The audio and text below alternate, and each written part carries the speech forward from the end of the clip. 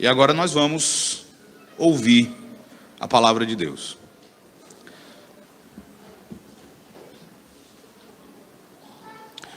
Júlio, irmãos, vamos abrir a palavra do Senhor na carta aos Hebreus. Hebreus no capítulo 8.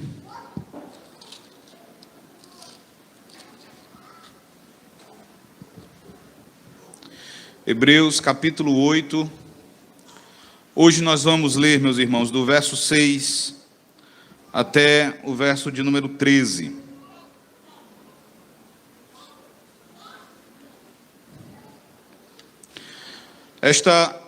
Posso dizer que até agora foi uma das passagens da carta aos Hebreus que eu mais gostei de trabalhar, de estudar, de orar a respeito dela. E eu espero sinceramente, meus irmãos, que o Espírito Santo, ele fale a cada irmão, a cada pessoa presente aqui por meio dessa passagem. Hebreus, capítulo 8, do verso 6 ao verso 13, eu farei a leitura e os irmãos acompanharão atentamente. Todos encontraram? Assim diz a palavra do nosso Deus. Agora, com efeito, obteve Jesus ministério tanto mais excelente, quanto é ele também mediador de superior aliança, instituída com base em superiores promessas. Porque se aquela primeira aliança tivesse sido sem defeito, de maneira alguma estaria sendo buscado lugar para uma segunda. E de fato, repreendendo-os, diz: eis aí, vem dias, diz o Senhor, e firmarei nova aliança com a casa de Israel e com a casa de Judá, não segundo a aliança que fiz com os seus pais, no dia em que os tomei pela mão para os conduzir até fora da terra do Egito. Pois eles não continuaram na minha aliança, e eu não atentei para eles, diz o Senhor. Porque esta é a aliança que firmarei com a casa de Israel depois daqueles dias, diz o Senhor. Na sua mente imprimirei as minhas leis, também sobre o seu coração as inscreverei. E eu serei o seu Deus, e eles serão o meu povo. E não ensinará jamais cada um ao seu próximo, nem cada um ao seu irmão, dizendo: conhece ao Senhor, porque todos me conhecerão, desde o menor deles até ao maior.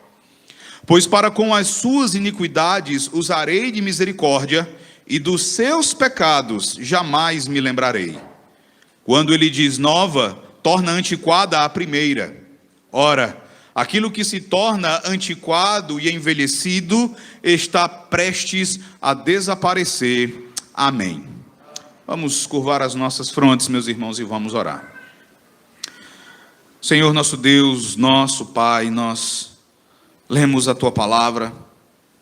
No início deste culto, nós também lemos a Tua palavra nos dizendo que a Tua voz é poderosa, nos falando a respeito dos efeitos poderosos do Senhor falando, dando ordens, dando instruções. E, ó Deus, nós cremos que ouviremos a Tua voz nesta ocasião por meio do texto sagrado. Nós pedimos que o Senhor nos ajude a ouvirmos, ó Deus, a Tua voz de fato e de verdade. A recebermos a Tua palavra não como palavra humana, não como a opinião de homens, mas como palavra de Deus. Que o Senhor nos ajude a enxergarmos a pregação como a Tua voz, ó Deus poderosa, a Tua voz autoritativa. Em nome de nosso Senhor Jesus, use a Tua palavra para mudar a nossa vida, para nos firmar cada vez mais no caminho que é agradável ao Senhor, para nos trazer alento, para nos trazer esperança, para nos repreender, para nos corrigir. Ó Deus, em nome de Cristo, haja na vida de cada pessoa presente aqui. Haja a começar no pregador, para que ele seja fiel, para que ele pregue a Tua palavra, para que ele se veja livre, ó Deus, de qualquer motivação egoísta, para que ele seja movido tão somente pela glória do teu nome e pelo bem das tuas ovelhas que se encontram aqui reunidas e daquelas que estão acompanhando pela transmissão. Em nome de Jesus, ó Deus, é que nós te oramos. Em nome de Jesus é que nós te suplicamos hoje e para todo sempre. Amém. Amém. Meus amados irmãos, na semana passada, no domingo passado, quando nós retomamos a nossa exposição da Epístola aos Hebreus, nós vimos a parte inicial deste capítulo 8, do verso 1 até o verso 5. E nos versículos iniciais do capítulo 8, meus irmãos, nós observamos como o autor continua a nos ensinar a respeito da superioridade de Jesus Cristo em relação aos sacerdotes do Antigo Testamento. Só que nós vimos também que o autor de Hebreus, ele vai modificar, ainda que levemente, a sua ênfase. Porque ele vai deixar de falar da superioridade da ordem sacerdotal de Jesus, para focar agora na superioridade da atividade realizada pelo Senhor Jesus Cristo. Ele nos fala, na parte inicial deste capítulo, da superioridade do ministério exercido pelo Senhor, ali no santuário celestial, diante de Deus, o Pai, em nosso favor. E, meus irmãos, nós fomos consolados. Nós fomos consolados com a exposição de como Jesus trabalha, de como Jesus age em nosso favor.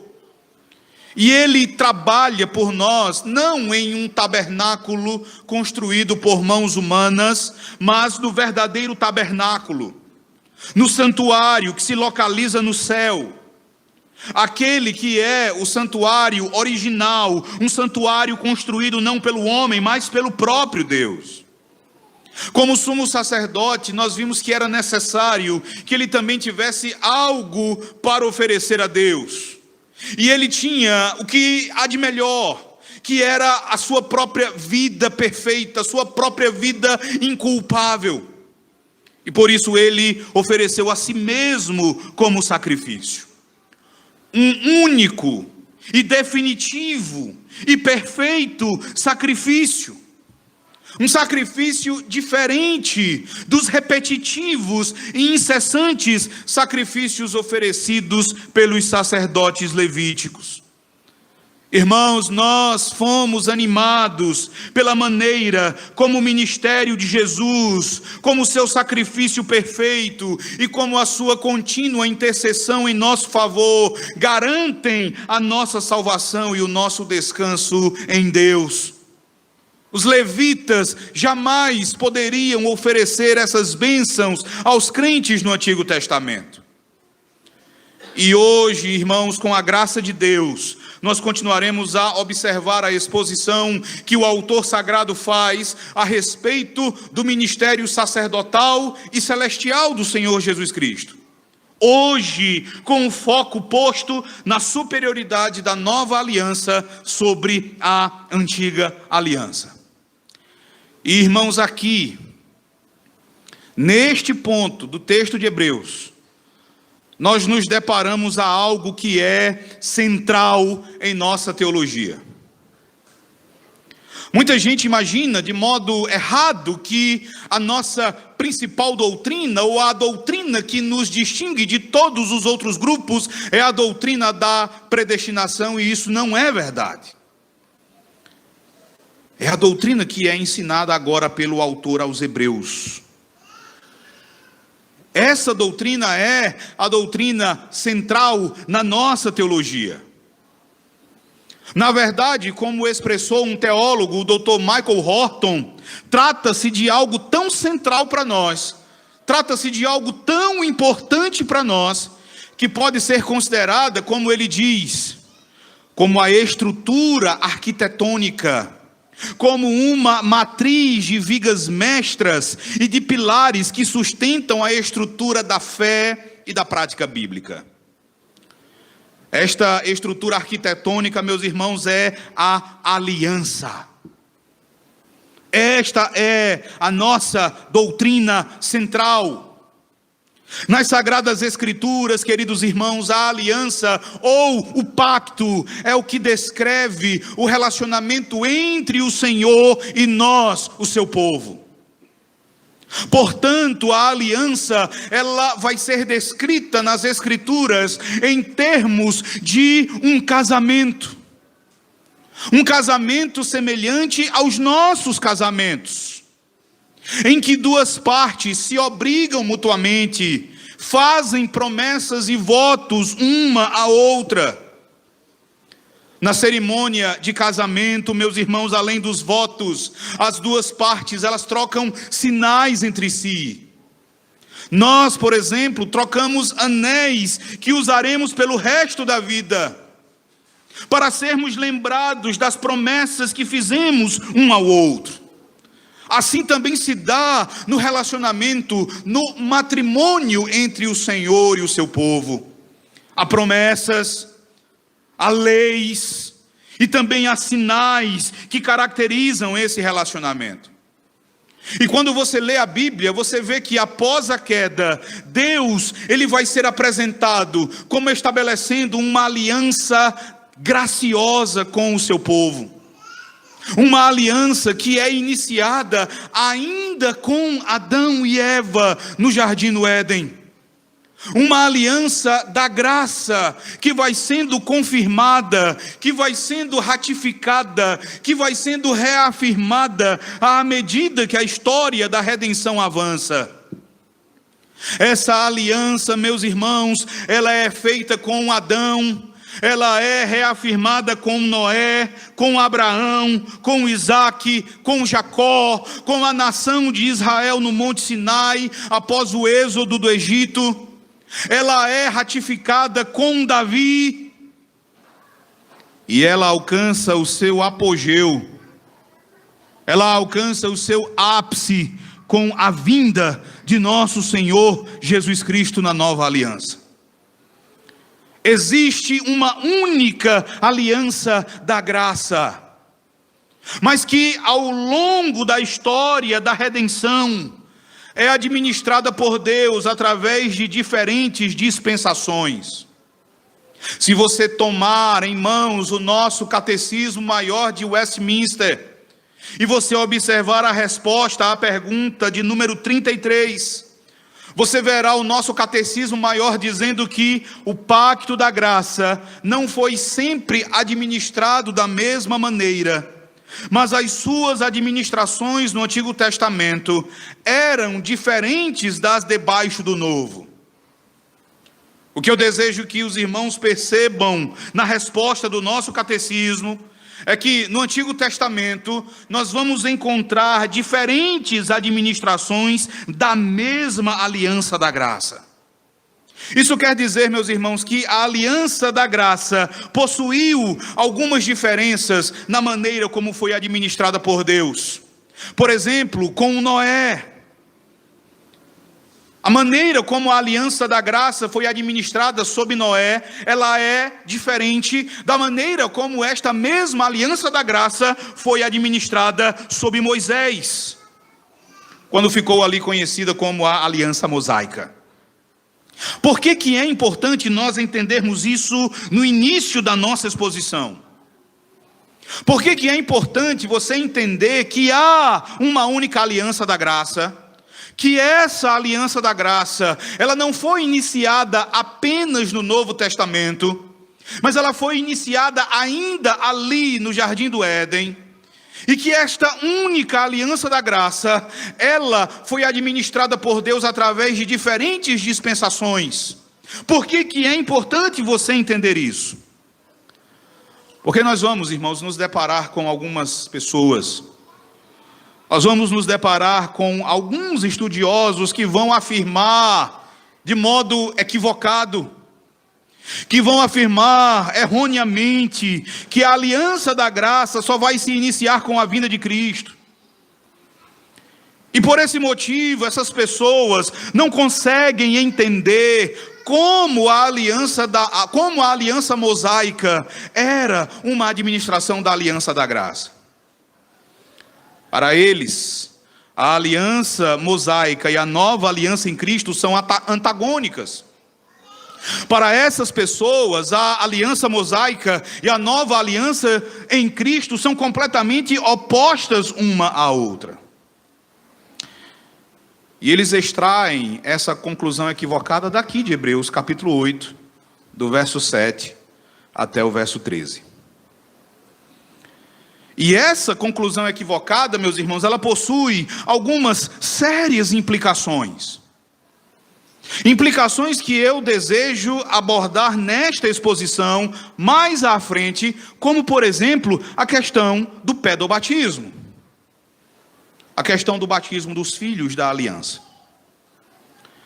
Mas, meus irmãos, desde o Antigo Testamento, você vai encontrar o Senhor Deus lidando com o pecado do seu povo, queixando-se, lamentando a respeito da obstinação do povo de Israel e também do povo de Judá.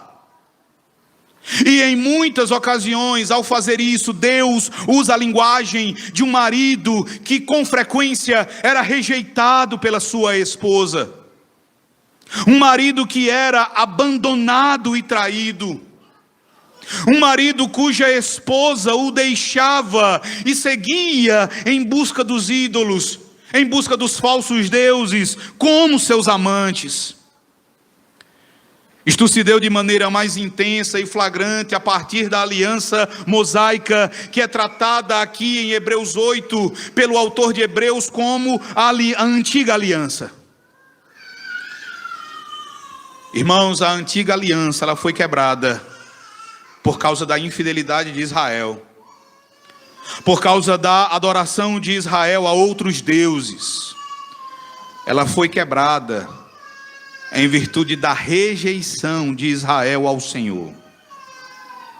A antiga aliança foi um casamento em comum acordo entre Deus e o seu povo, semelhante àquele entre um homem e uma mulher nos dias de hoje. E por isso, meus irmãos, Deus conhece, veja só, Deus conhece a dor que existe em uma aliança matrimonial quebrada. Deus sabe o que é um casamento cujos votos, cujas promessas não foram honrados. Ele nunca quebrou a aliança. Ele sempre se mostrou um marido amoroso e fiel. Mas com frequência, a sua noiva pactual, com grande frequência, ela se mostrou infiel. Então, Deus conhece a dor da rejeição.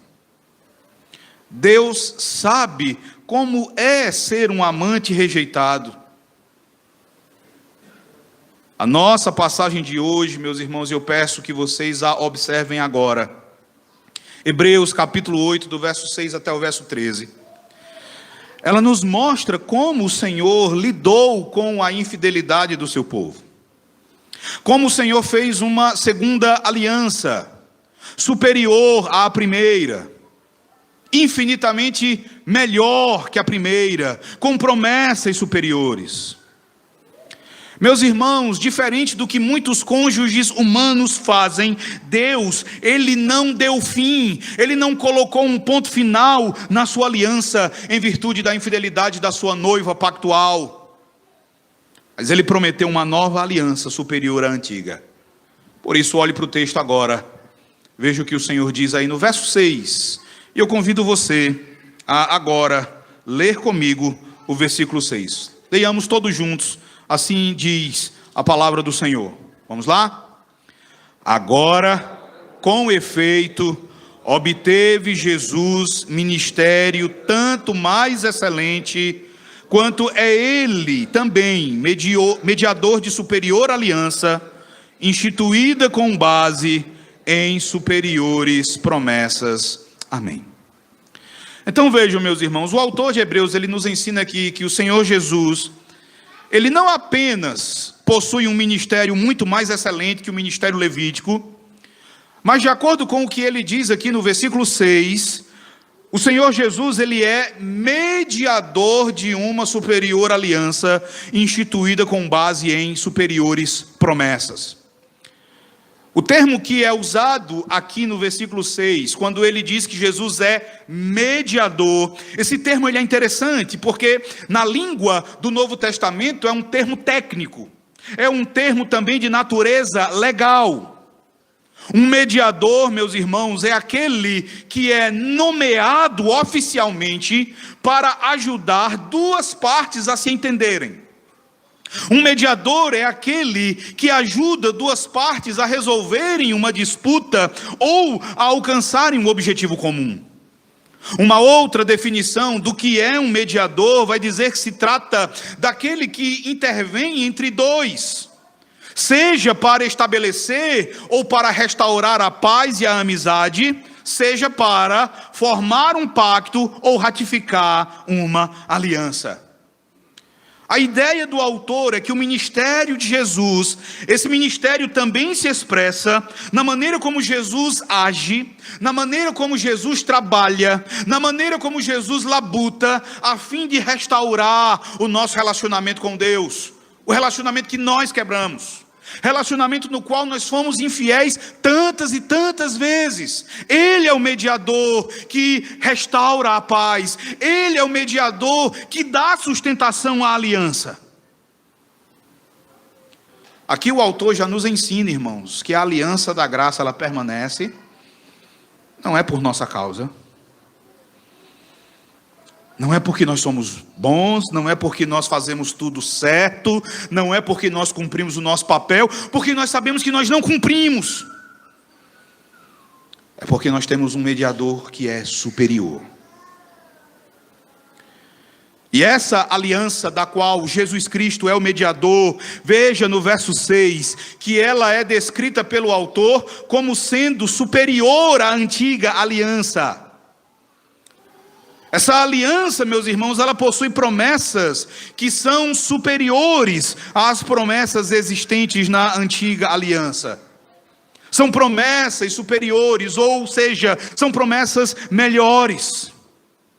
A ideia de superior aí no verso 6, veja que esse termo, ele vai aparecer duas vezes. Esse termo, ele deve ser interpretado no sentido de que as promessas da aliança, da qual Jesus é o mediador, são promessas que possuem um propósito espiritual mais elevado, inerente à nova aliança. Nós vamos ver como o propósito espiritual dessas promessas da nova aliança era mais elevado do que o das promessas da antiga aliança. Mas, meus irmãos, nós precisamos ter muito cuidado, veja bem.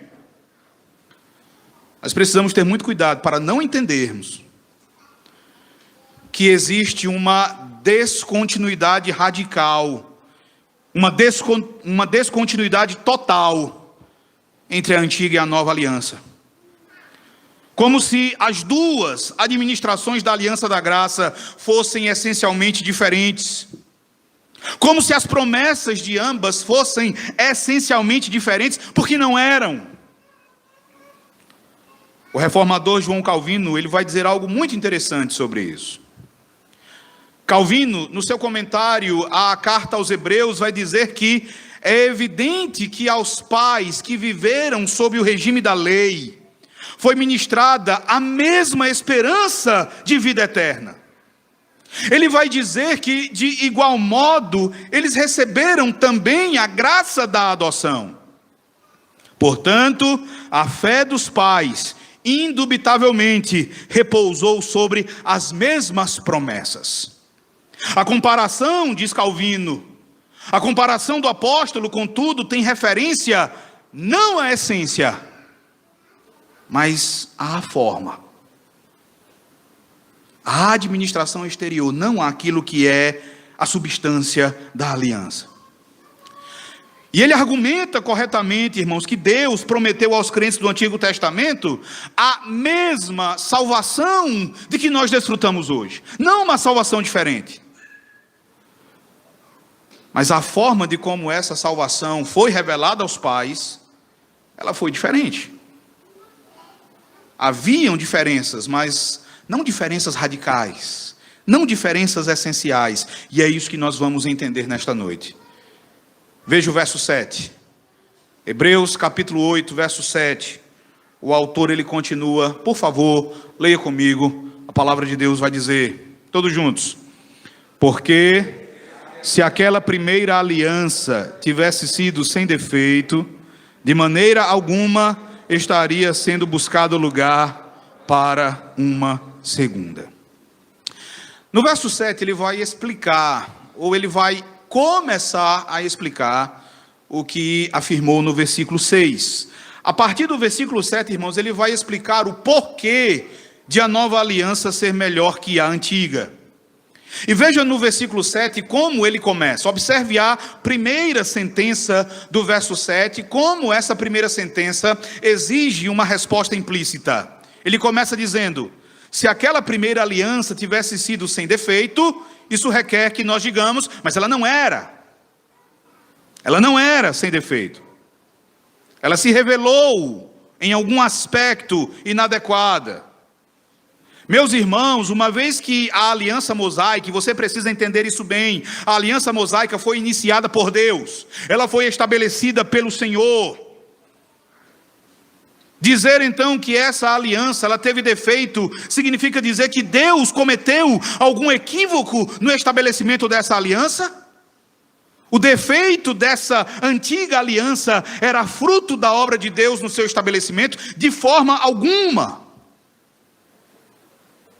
Um comentarista vai dizer que o erro na primeira aliança não estava em Deus e nunca esteve, mas no povo. O erro estava no povo que participou da aliança de Deus, porque o povo não guardou as condições estipuladas na aliança. E meus irmãos, algo que nós devemos observar é que o autor, ele não critica, veja, ele não critica aqui a aliança feita com Noé. Ele não critica aqui a aliança feita com Abraão. Ele tem em mente aqui, especificamente, a aliança mediada por Moisés. A aliança estabelecida com Israel ali no Monte Sinai, a partir de Êxodo capítulo 19. Só esse fato já exige que nós tratemos com muito cuidado a maneira como o autor de Hebreus enxerga a relação entre as alianças. E no trecho que você vê aí do verso 8 até o verso 12, o autor vai fazer uma citação, é uma citação longa, de uma passagem do livro do profeta Jeremias. Essa passagem do livro do profeta Jeremias, ela explica qual era o problema com a antiga aliança. E veja que no verso 8 o autor vai confirmar que o problema não era a aliança em si, mas era o modo como as pessoas naquela aliança receberam. Quando o autor diz aqui que a primeira aliança não foi sem defeito, ele não está dizendo que a lei era falha. Ele está dizendo que a experiência das pessoas sob a lei foi uma experiência defeituosa. E você pode ter certeza que o problema não era a primeira aliança em si, porque se você observar o início do versículo 8, veja que o autor vai dizer que Deus repreendeu o povo. Veja aí, o verso 8 começa dizendo, e de fato, repreendendo-os.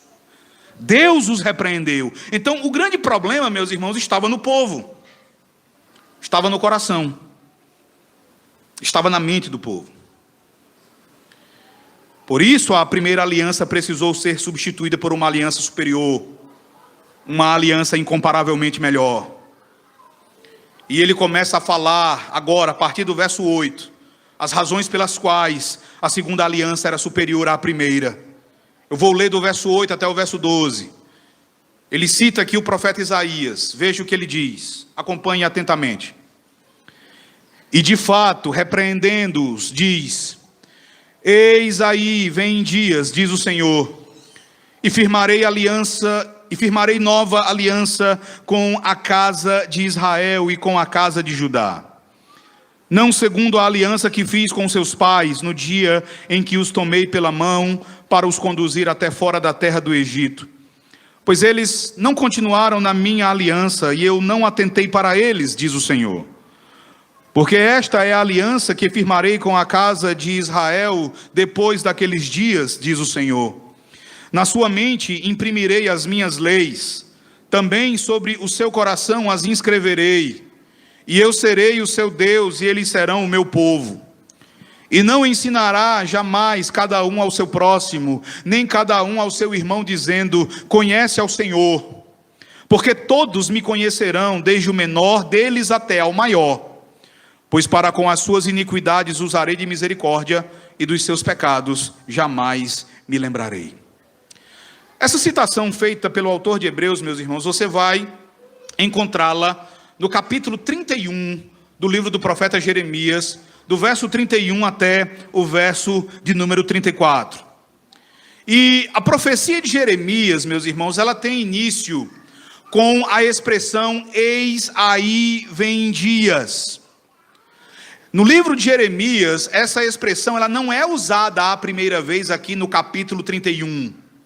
Mas ela vem sendo usada desde o capítulo 30, versículo 3, em uma série de profecias que vão falar das misérias que se abatem sobre o povo por causa do pecado, profecias que falam a respeito do amor fiel de Deus, profecias que trazem a promessa de uma nova aliança, e profecias com as promessas de que a descendência de Israel jamais vai deixar de ser uma nação diante de Deus. Deus jamais vai rejeitar toda a descendência de Israel.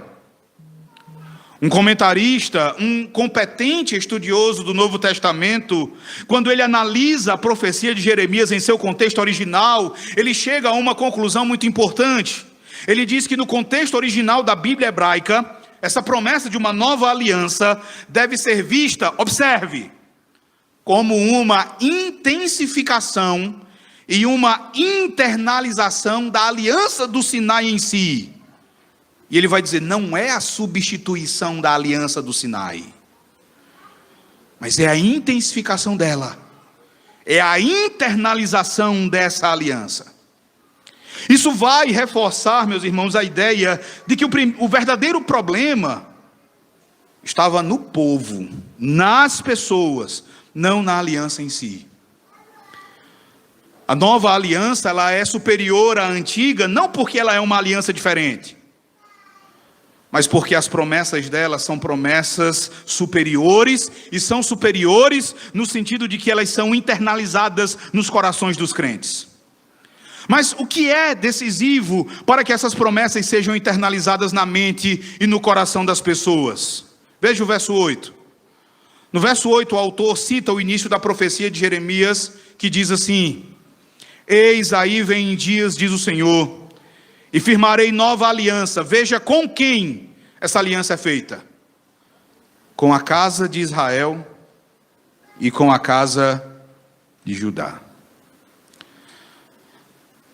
Essa nova aliança, veja, ela não é feita com um povo diferente. Ela não é prometida a um povo diferente. Ela é estabelecida por Deus com o mesmo povo. Ela é estabelecida com a casa de Israel e com a casa de Judá. Veja, meus irmãos, como aqui a igreja dessa nova aliança é referida como casa de Israel e como casa de Judá. O Novo Testamento vai nos ensinar que os gentios que creem em Jesus Cristo, eles foram recebidos no povo de Israel. Paulo vai dizer em Romanos, no capítulo 11, do verso 17 ao verso 24, que os gentios que creem em Cristo, eles foram enxertados na oliveira de Israel. E por essa razão, em Gálatas, no capítulo 6 e no versículo 16, Paulo chama a igreja de o Israel de Deus. Israel nunca foi propriamente a da carne, mas sim a da promessa. Como Paulo também vai dizer em Romanos no capítulo 9, que não são necessariamente os da carne, aqueles que são os verdadeiros israelitas, mas aqueles que pertencem à promessa. E meus irmãos, tudo bem que a nova aliança não é feita com um povo diferente. Mas olhe para o verso 9 de Hebreus capítulo 8, onde o autor continua citando Jeremias, e ele vai dizer que essa segunda aliança, ela possui alguma diferença da primeira, porque ele diz: não segundo a aliança que fiz com seus pais, no dia em que os tomei pela mão para os conduzir até fora da terra do Egito, pois eles não continuaram na minha aliança e eu não atentei para eles, diz o Senhor. A diferença, meus irmãos, não está nem mesmo no conteúdo em si das promessas que vão ser mencionadas agora a partir do verso 10. Veja quais são essas promessas aí. A primeira delas você vê no verso 10, quando o autor diz: na sua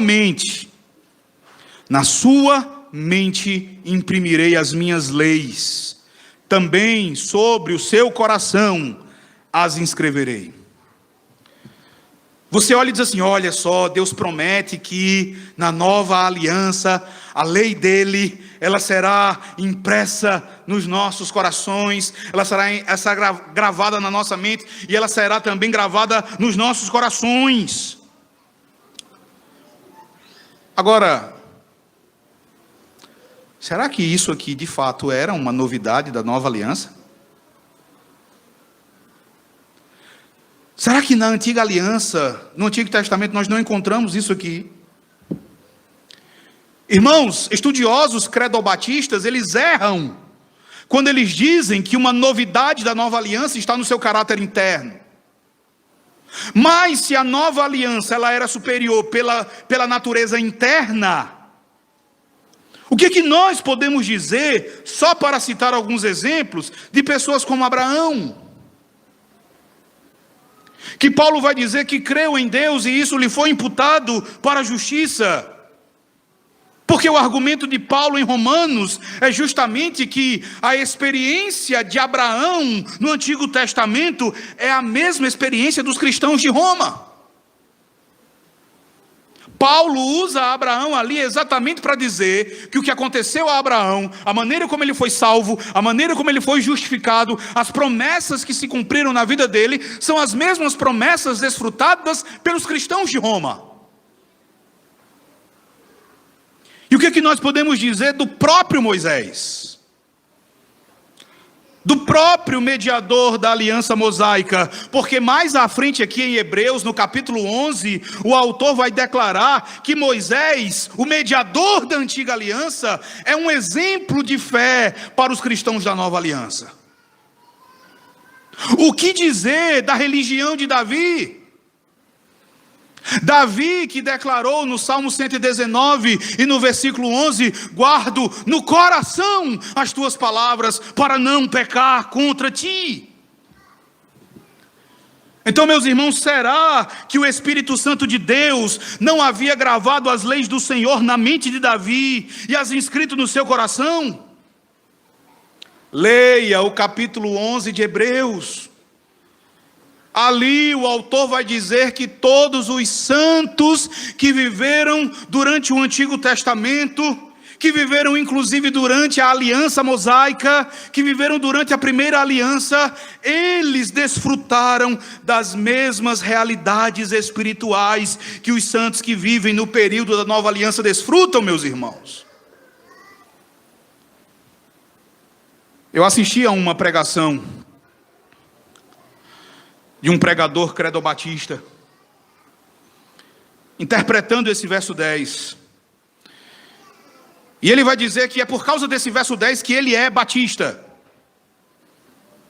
De acordo com ele, é por causa desse texto de Hebreus 8 que ele não batiza crianças. E eu passo agora a citar as palavras dele, ipsis literis. Ele diz assim: a nova aliança é superior, porque apenas crentes estão debaixo da nova aliança. Irmãos, é por isso que eu sou um batista. Porque para você ser um pedobatista, para você batizar crianças, você tem que acreditar que descrentes estão debaixo da nova aliança. Você precisa acreditar que, assim como na circuncisão da antiga aliança, crentes e descrentes recebiam aquele selo do pacto. O novo pacto, diz ele, o novo pacto é superior, tão superior que é feito apenas com os crentes. O batismo é ministrado a todo aquele que confessa crença real em Cristo Jesus. Nós não batizamos crianças porque nós não acreditamos que o novo pacto, à semelhança do antigo, aceita descrentes. Irmãos, aqui a gente tem uma fala horrorosa. Aqui nós temos uma fala horrorosa. Uma fala repleta de problemas teológicos e de interpretação. Em primeiro lugar, meus irmãos, é interessante que essa passagem de Hebreus 8, ela tem sido considerada por muitos como o principal argumento contra o batismo infantil. Mas há uma ironia no uso dessa passagem contra o batismo infantil.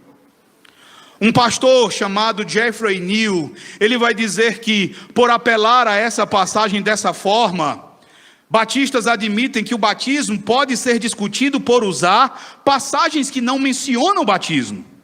Aí ele vai dizer, essa abordagem não é mais restrita aos proponentes do batismo pactual. Qual é a ideia? Você vai ouvir por aí que nós, presbiterianos, nós, pedobatistas, nós não podemos defender o batismo infantil a partir de passagens que não mencionem explicitamente o batismo infantil. Isso vai ser dito frequentemente, olha, você não tem um exemplo explícito de batismo infantil, você não tem uma ordem para o batismo infantil, e vocês não podem defender o batismo infantil com base em textos que não falam do batismo infantil. Mas aí você olha para Hebreus 8, e você vê uma passagem que também não fala de batismo, mas que é usada contra o batismo infantil. Eles fazem aquilo que eles condenam em nós. Mas ao fazerem isso, nós somos autorizados então a olhar para textos que, ainda que não mencionem o batismo infantil explicitamente, falam da natureza da aliança e da inclusão dos nossos filhos na aliança da graça. Em segundo lugar, o segundo problema com a fala que eu citei é que, veja só, não é verdade que na nova aliança, o sinal da aliança, o batismo, é aplicado apenas sobre aquele que confessa crença real em Cristo Jesus. Se você abrir a sua Bíblia em Atos dos Apóstolos, no capítulo 8, se você observar o versículo 13, a palavra de Deus vai nos falar a respeito de um homem chamado Simão, conhecido ao longo da história da igreja como Simão o Mago, um homem ímpio, que abraçou a fé, vai dizer o verso 13 de Atos dos Apóstolos, capítulo 8, que abraçou a fé e foi batizado. No entanto, meus irmãos, esse mesmo Simão, algum tempo depois, ele se revelou um falso crente. Ele ofereceu dinheiro aos apóstolos, pedindo que em troca do dinheiro os apóstolos concedessem a ele o poder do Espírito Santo. E por essa razão, Simão o Mago, ele ouviu do apóstolo Pedro uma dura imprecação. E quando você lê o Novo Testamento, você lê a respeito de companheiros do apóstolo Paulo, cooperadores do ministério do apóstolo Paulo, homens que durante algum tempo participaram do ministério junto a Paulo, mas que depois se desviaram, como Demas. E o que dizer daquelas pessoas que o autor de Hebreus menciona no capítulo 6, do verso 4 ao verso 6? Pessoas que faziam parte dessa igreja local, que foram iluminadas, que provaram do dom celestial, mas que apostataram da fé. No verso 2 do capítulo 6, o autor vai dizer que essas pessoas já haviam até sido ensinadas a respeito do batismo e certamente já haviam sido batizadas. Então não é verdade dizer que na nova aliança apenas quem tem fé real em Cristo é que recebe o sinal da aliança. Em terceiro lugar, meus irmãos, essa fala, ela é horrorosa em virtude de como o Novo Testamento enxerga os nossos filhos. Em virtude de como o Novo Testamento enxerga os filhos dos crentes. Porque em nenhuma passagem do Novo Testamento os filhos dos crentes são tratados como descrentes. Muito pelo contrário. Quando ao menos um dos pais é crente, o apóstolo Paulo diz que os filhos desse crente são santos, são separados pelo Senhor. Em Atos dos Apóstolos, quando Pedro pregou o seu famoso sermão no dia de Pentecostes, Pedro cita uma profecia de Joel. E a profecia de Joel é ali introduzida com a expressão: e acontecerá nos últimos dias. Essa expressão últimos dias, ela é equivalente à expressão usada por Jeremias, quando Jeremias diz: eis aí vem dias. Joel e Jeremias falam da mesma época, do mesmo período. E quando Pedro aplica a sua pregação em Atos capítulo 2, verso 39, ele vai dizer: pois para vós outros é a promessa, para vossos filhos, e para todos os que ainda estão longe, isto é, para quantos o Senhor nosso Deus chamar. Ele poderia ter dito: pois para vós outros é a promessa, para todos os que ainda estão longe, mas não é isso que ele diz. Ele diz: é para vocês, é para os filhos de vocês, e é para todos aqueles que o Senhor chamar. Irmãos, os nossos filhos, é verdade, eles precisam crer em Jesus. Mas na nova aliança, eles não são reconhecidos como descrentes. Na nova aliança, eles são reconhecidos como herdeiros da promessa. Eles são herdeiros da aliança. Eles são santos ao Senhor. Quando você ler Hebreus, lembre quem eram as pessoas que receberam esta carta quando ela foi escrita. Os destinatários desta carta, eles eram judeus. Judeus que haviam crido em Jesus Cristo, mas ainda assim judeus. Judeus que estavam familiarizados com o fato de que os seus filhos estavam incluídos na antiga aliança e recebiam o sinal da aliança, a circuncisão. Então, como agora os seus filhos estariam fora dessa aliança que não é inferior, mas que é superior à antiga aliança? Como um judeu poderia reconhecer a superioridade dessa segunda aliança se os seus filhos fossem deixados fora dela? Isso é loucura.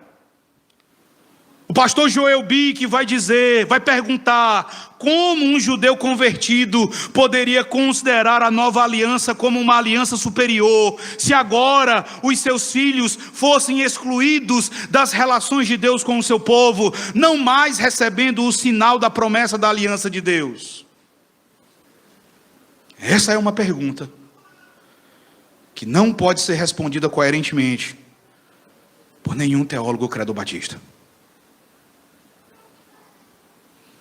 Como essa aliança seria superior se os nossos filhos ficassem de fora dela?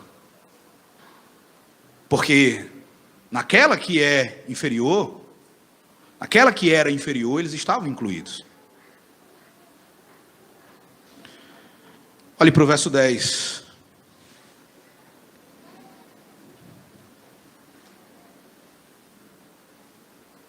O verso 10, ele continua dizendo: e eu serei o seu Deus, e eles serão o meu povo.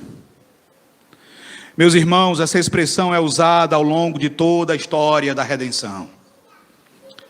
E ela é conhecida como a fórmula da aliança. Abra sua Bíblia Veja o que está escrito em Levítico, capítulo 26, no versículo 12.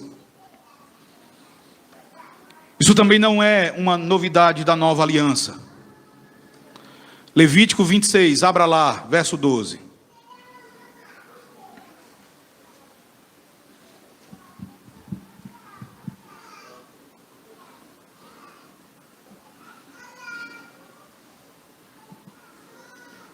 Vamos ler todos juntos. A palavra de Deus diz assim, Levítico, capítulo 26, verso 12, leiamos. Andarei e serei o vosso Deus, e vós sereis o meu povo. Abra sua Bíblia, também em Jeremias, abra lá. Jeremias capítulo 7, verso 23.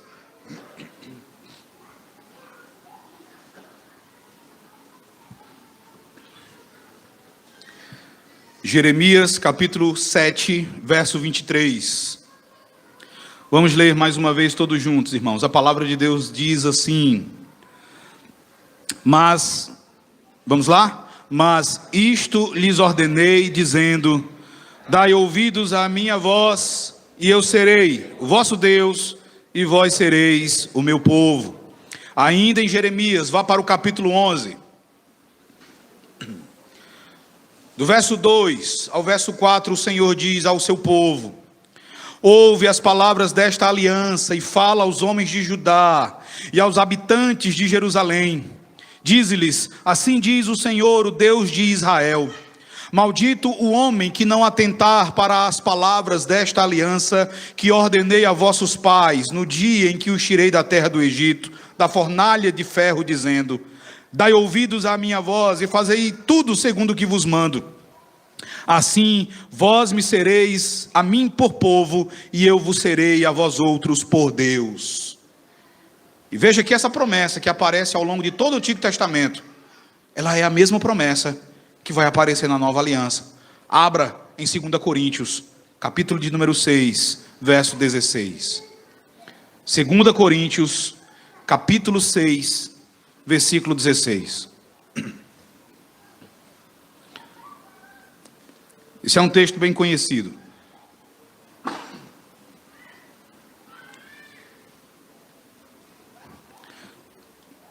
Segunda Coríntios 6,16, todos encontraram?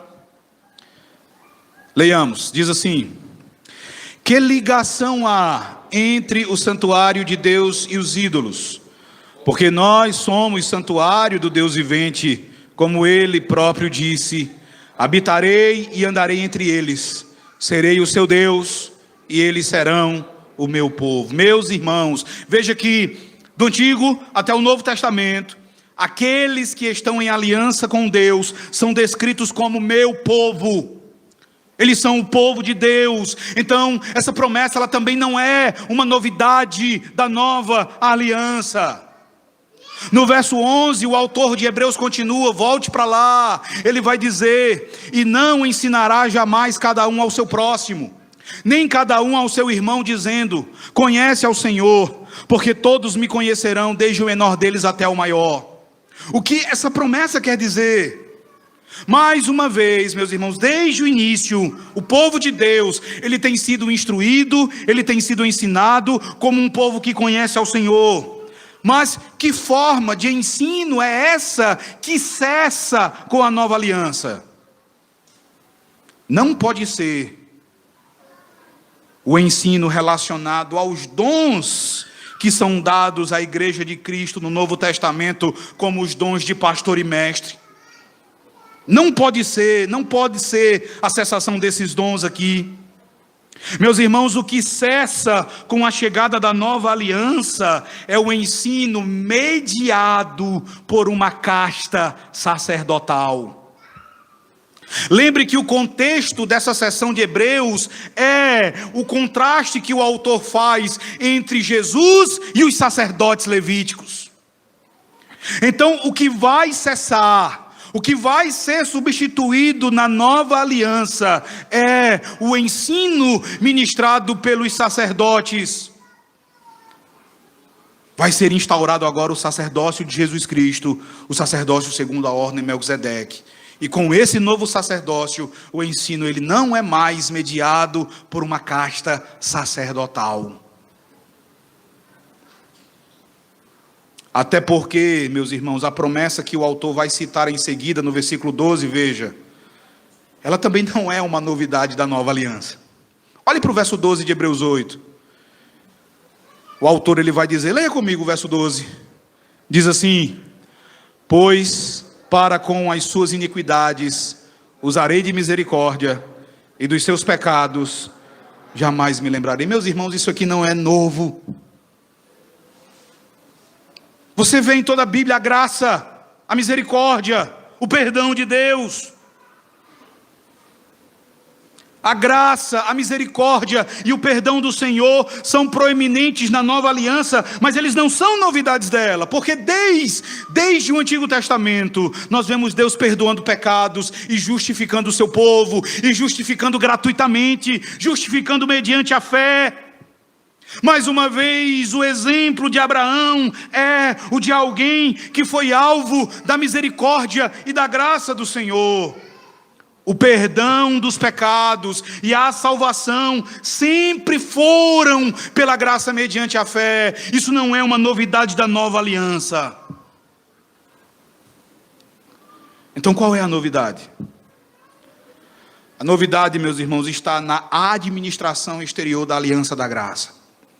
Mais especificamente, as cerimônias da observância religiosa, elas são agora abrogadas, porque essas cerimônias, elas foram cumpridas em Cristo.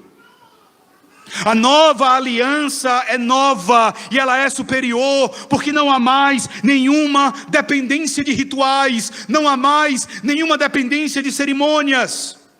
O significado daquelas cerimônias, o significado permanece através do que Jesus fez, mas a prática das cerimônias, ela não é mais necessária. Deus promete que na nova aliança não vai mais lembrar do teu pecado, não porque você vai obedecer à lei de modo perfeito, mas Ele não vai mais lembrar do teu pecado, porque você possui um sumo sacerdote que ofereceu um sacrifício perfeito por você. É por essa razão que você é plenamente perdoado. E é por isso, meus irmãos, que nós cremos que não é a aliança em si que muda, mas é a maneira como a aliança é administrada. E isso é confirmado pelo verso 13. Olhe para o verso 13, nós chegamos ao final da passagem. O autor conclui o capítulo 8, dizendo, leia comigo, quando ele diz nova, torna antiquada a primeira. Ora, aquilo que se torna antiquado e envelhecido, está prestes a desaparecer. Irmãos, a aliança mosaica, uma das principais características da aliança mosaica era a quantidade de cerimônias. Eram muitas e detalhadas cerimônias. E na antiga aliança, Israel se acostumou a cumprir essas cerimônias, a cumprir esses rituais de maneira meramente externa. Israel passou a usar esses rituais, a cumprir essas cerimônias, sem parar para pensar no significado delas. O problema foi que a religião de Israel se tornou um assunto meramente externo, não havia nenhuma dimensão interna, não havia coração na religião de Israel. E foi por esse motivo que a antiga aliança se tornou antiquada. Ela não apenas era caracterizada por cerimônias e rituais exteriores, mas ela também dependia de sacerdotes imperfeitos e mortais. A nova aliança fez com que tudo isso se tornasse obsoleto. A nova aliança em Cristo fez com que tudo isso se tornasse antiquado, porque a nova aliança possui um mediador que é superior, que não é como os mediadores e os sacerdotes do Antigo Testamento. O mediador da nova aliança, ele é santo, ele é inculpável, ele é mais alto do que os céus, o autor de Hebreus vai dizer, e ele é perfeito para sempre. Uma prova adicional de que o autor de Hebreus tem em mente justamente a lei cerimonial na nova aliança, é o comentário que ele faz no final do verso 13. Veja, quando ele diz: ora, aquilo que se torna antiquado e envelhecido está prestes a quê? A desaparecer. Por que ele diz isso? A carta aos Hebreus foi escrita antes do ano 70 depois de Cristo. O templo ainda estava de pé. Os sacrifícios ainda eram realizados. Os holocaustos ainda eram oferecidos ali. Lavagens e purificações cerimoniais ainda aconteciam ininterruptamente. Levitas e sacerdotes ainda tinham as suas funções ali no templo, mas tudo isso estava prestes a desaparecer.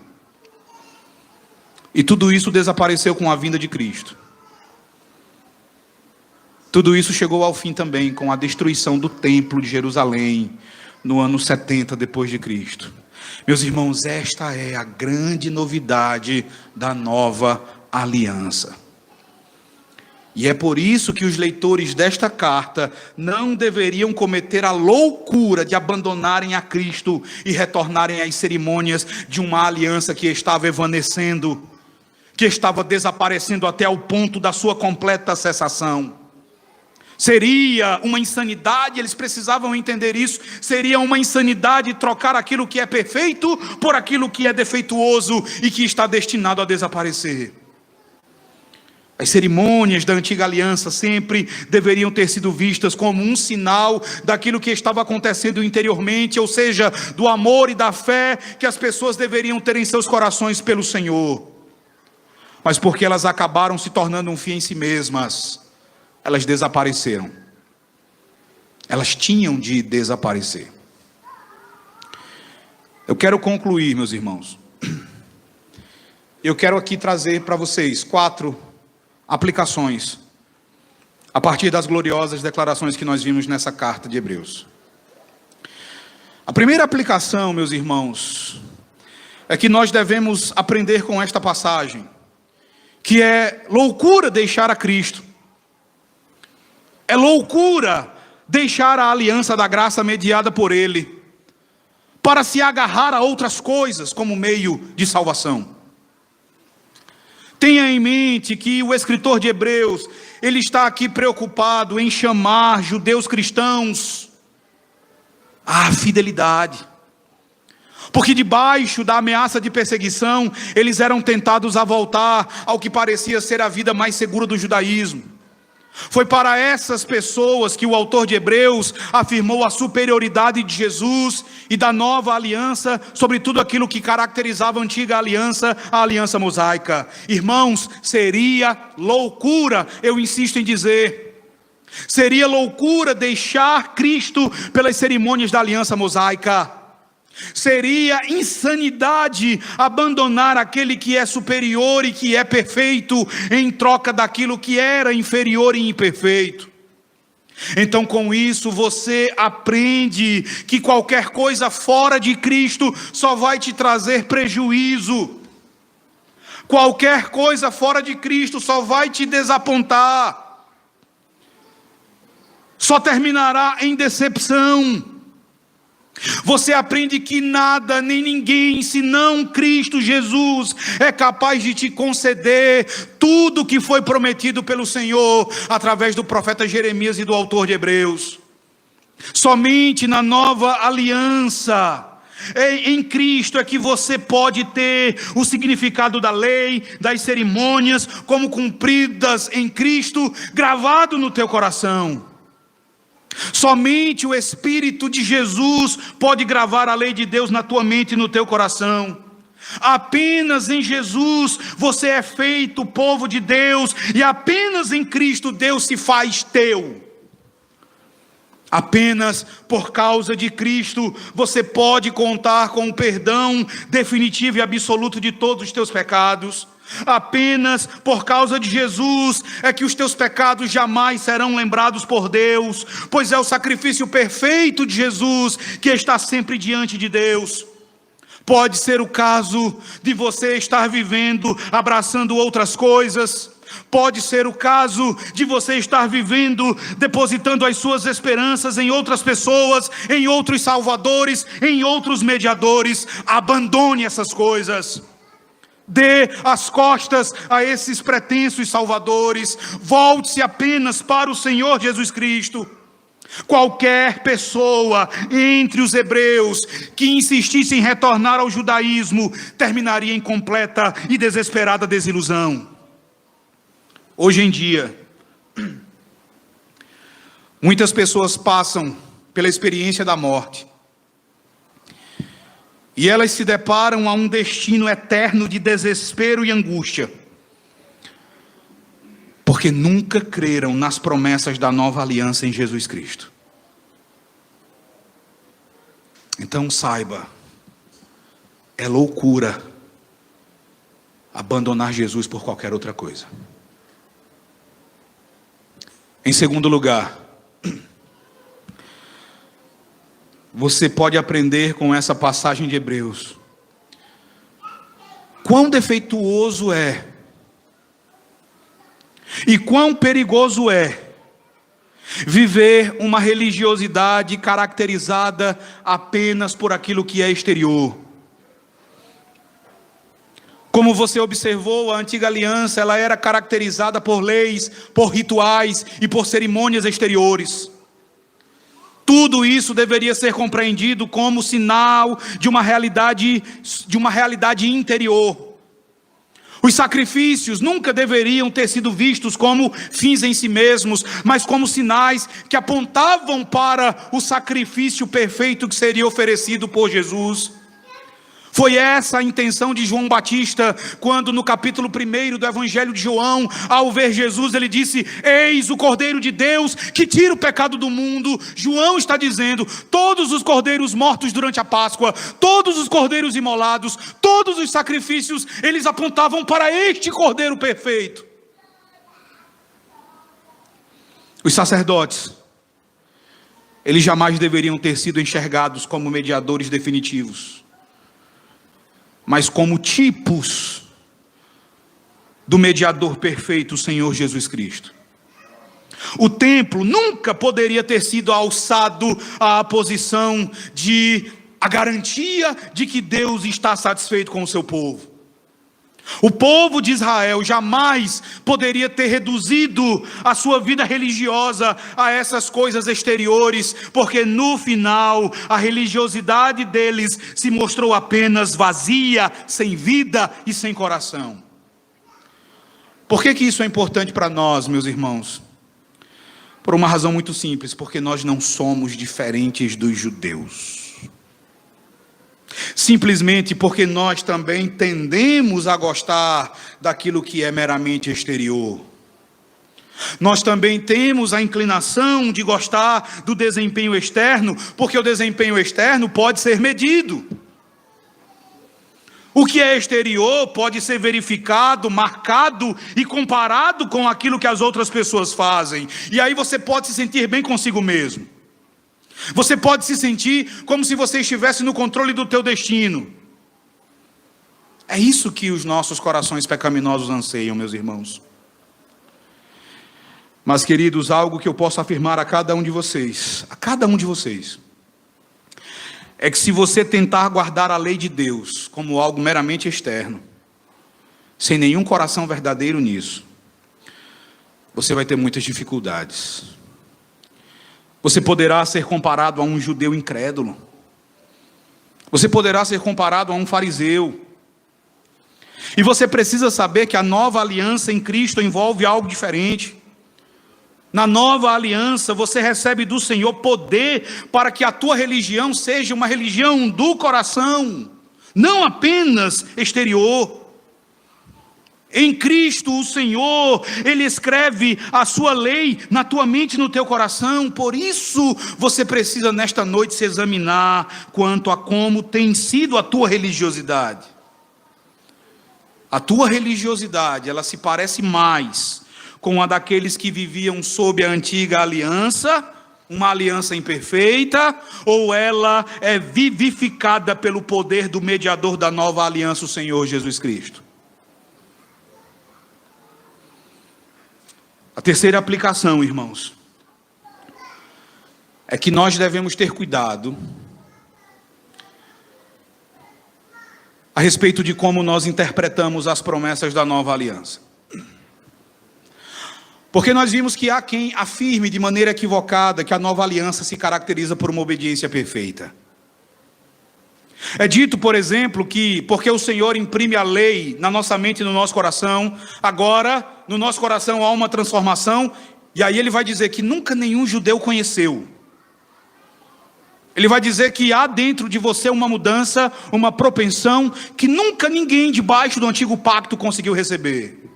E isso não é verdade.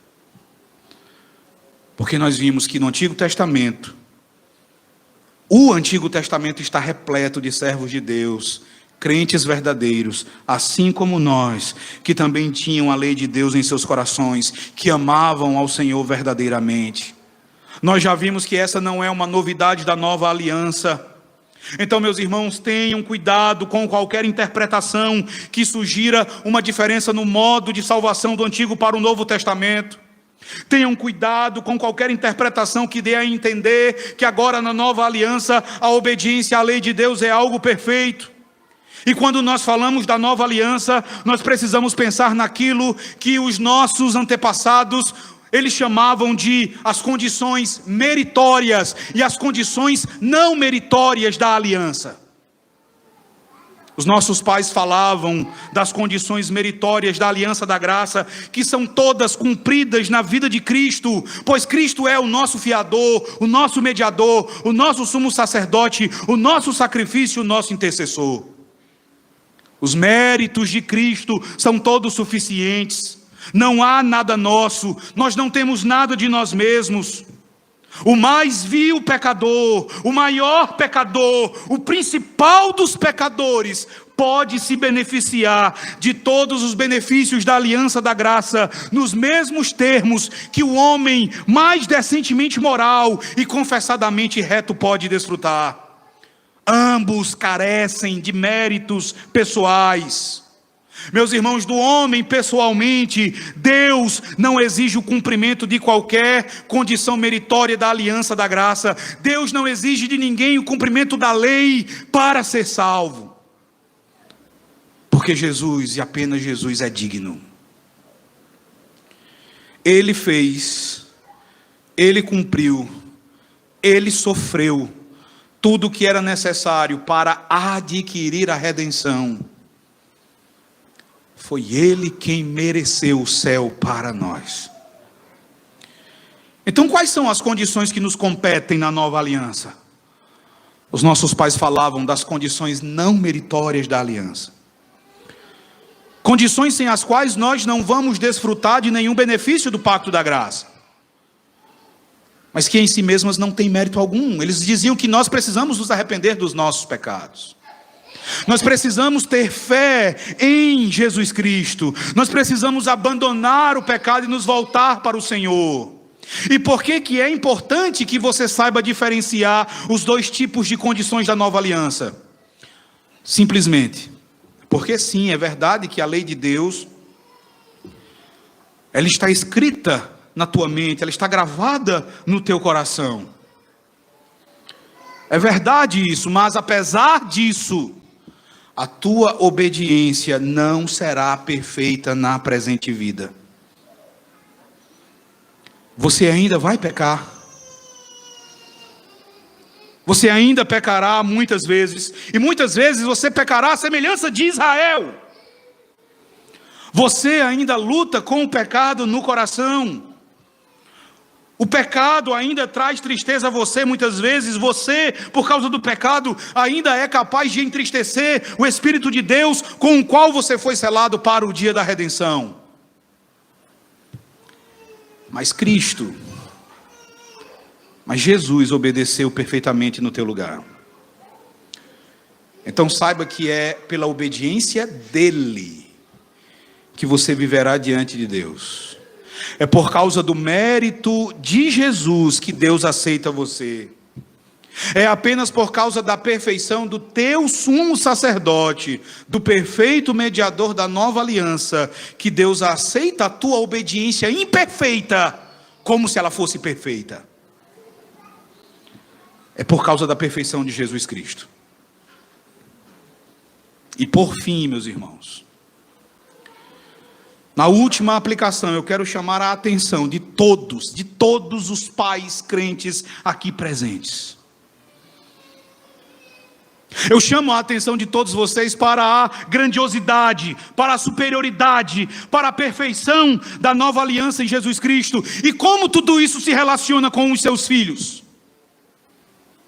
Queridos pais, no Antigo Testamento, começando com a aliança feita com Abraão, passando pela aliança mosaica, Deus instituiu um sinal que testemunhava da verdade, de que os filhos dos pais crentes eram dele, pertenciam a ele e eram eles mesmos membros da aliança. Na antiga aliança, uma aliança imperfeita, uma aliança feita apenas com uma nação. Os filhos dos crentes, eles estavam incluídos e eles eram marcados com o sinal da aliança. Tente imaginar um pai judeu durante a antiga aliança, ele vendo o seu pequenino filho sendo marcado pelo Senhor ao 8º dia de nascimento. Isso era motivo de grande regozijo para ele. Ele poderia dizer algo como: o meu filho pertence ao Senhor, eu posso pleitear junto ao Senhor, para que as promessas dessa aliança se cumpram no meu filho. Minha descendência é do Senhor, e Ele é o Deus da minha descendência. Meus irmãos, nós não vivemos mais na antiga aliança. Chegaram os dias da nova aliança. E nessa nova aliança, meus irmãos, nós temos um mediador que é maior que Moisés. O nosso mediador é maior que o mediador da antiga aliança. Na nova aliança, não apenas a etnia de Israel, mas pessoas de todos os povos, de todas as tribos, de todas as línguas e de todas as nações são o Israel de Deus. A nova aliança é uma aliança maior e é uma aliança mais inclusiva, não menos do que a antiga. Os beneficiários da nova aliança são mais numerosos, não menos numerosos que os beneficiários da antiga aliança. Na nova aliança, o nosso sumo sacerdote é superior aos sacerdotes da antiga aliança. Na nova aliança, o sacrifício de Jesus é infinitamente superior a todos os sacrifícios feitos na antiga aliança. Na nova aliança, meus irmãos, os nossos filhos, eles são ainda mais abençoados do que aqueles filhos que viveram sob a antiga aliança. A promessa pactual também é para eles. Eles pertencem a Deus. Um pai judeu, agora na nova aliança, um judeu crente em Cristo, ao ver o seu pequenino filho sendo marcado pelo Senhor com o sinal da nova aliança, o batismo, ele tinha motivos ainda maiores para se regozijar.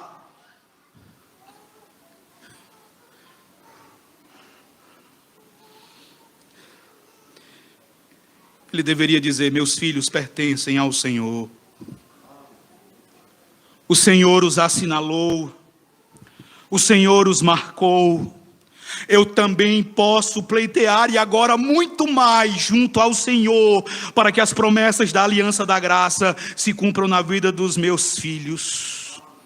A minha descendência é do Senhor e Ele é o Deus dos meus filhos. Meus filhos não pertencem ao mesmo grupo dos descrentes. Meus filhos são filhos da aliança. Eles pertencem à aliança, e por isso eu vou orar e eu vou lutar junto ao trono da graça, para que eles cresçam e para que eles correspondam a todos os benefícios que o Deus da aliança já lhes tem dado. Irmãos, como seria decepcionante para um destinatário dessa carta, como seria desolador para um judeu crente em Jesus Cristo receber a notícia de que agora na nova aliança os seus filhos não mais receberiam o sinal da aliança.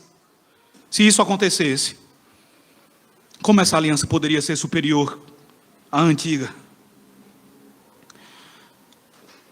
Você pode olhar para os teus filhos e você pode entender o seguinte: na nova aliança, eles herdam mais. Eles herdam mais, não menos, do que na antiga aliança.